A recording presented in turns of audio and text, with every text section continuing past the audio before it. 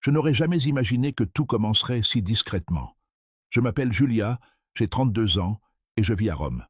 Jusqu'à cet instant, j'étais persuadé que ma vie était parfaitement organisée.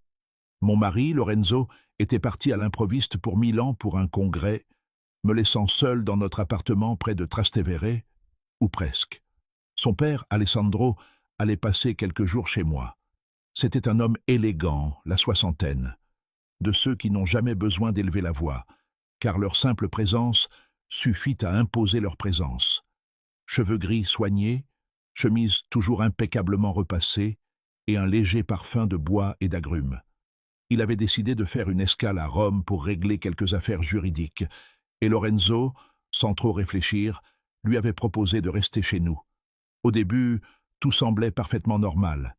Des promenades paisibles dans les ruelles, des cafés au bar et des conversations polies. Je portais des robes simples et légères, des sandales plates et de petites boucles d'oreilles. Rien de provocateur. Du moins, c'est ce que je croyais. Le matin où tout a basculé, je portais une robe en lin doux, couleur crème, ceinturée d'une fine ceinture qui soulignait à peine ma taille. Mes cheveux étaient lâchés, encore légèrement humides après ma douche. J'allais l'appeler pour le petit déjeuner. La porte de sa chambre était entr'ouverte. J'entrais sans frapper. Je m'arrêtais. Alessandro me tournait le dos, la chemise ouverte sur la poitrine, et portait un pantalon clair. Il n'était pas nu, rien d'explicite, mais la façon dont le tissu tombait sur son corps et sa posture décontractée me firent soudain me sentir mal à l'aise. Il se retourna. Nos regards se croisèrent. Aucun de nous ne parla. Juste une seconde, peut-être deux. « Bonjour, Julia », dit-il finalement d'une voix calme. Je sentis une douce chaleur me monter de la nuque aux joues. « Le petit déjeuner est prêt », répondis-je, en baissant les yeux. Dans la cuisine, j'essayais de me concentrer sur le café. Mes mains tremblaient légèrement tandis que je disposais les tasses. Je me répétais que ce n'était que de la gêne, rien de plus. Mais de temps en temps, je sentais sa présence derrière moi, même en son absence. À table, nous avons parlé de choses et d'autres, la circulation à Rome, la météo, Lorenzo. Pourtant, entre deux phrases, un silence différent s'installait, un silence qui semblait m'écouter. Cet après-midi, nous sommes allés nous promener ensemble le long du Tibre. Le soleil filtrait à travers les arbres. Je portais des ballerines noires, un sac bandoulière et un fin bracelet qui tintait doucement à chaque mouvement de mon poignet.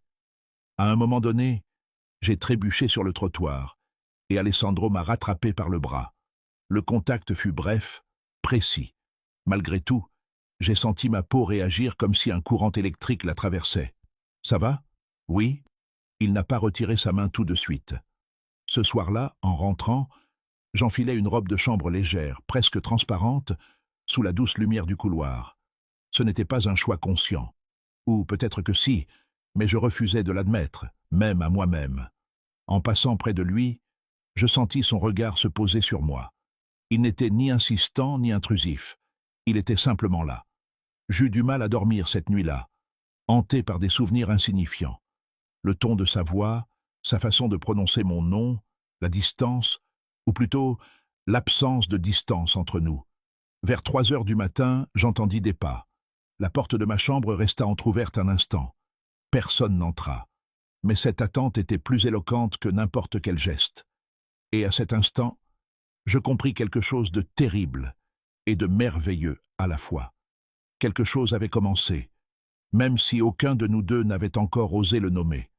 Le lendemain matin, s'ouvrit sous une autre lumière. Rome semblait ralentie, comme si la ville entière avait retenu son souffle avec moi. Je me suis levé tôt et j'ai enfilé une longue chemise ivoire de la garde-robe de Lorenzo, sans rien en dessous. Mes pieds nus sur le sol froid me faisaient frissonner, mais pas seulement à cause du froid. Dans la cuisine, j'ai trouvé Alessandro déjà levé, assis à table, le journal ouvert, de fines lunettes sur le nez et une tasse de café à la main. Il portait une chemise bleue aux manches retroussées et un pantalon sombre. Simple, impeccable. Il leva les yeux. Il marqua une pause trop longue. « Bonjour », dit-il. « Bonjour », répondis-je, sentant soudain le tissu de sa chemise collé à ma peau avec une certaine intensité. J'ai fait semblant de ne pas y prêter attention et j'ai préparé un autre café. Le silence entre nous n'était pas gênant. Il était pesant. Chaque petit geste semblait avoir une importance particulière. Lorsqu'il me tendit le sucre, nos doigts se frôlèrent. Cette fois, ce n'était pas un accident. Je n'ai pas retiré ma main. Lui non plus. Son regard restait fixe,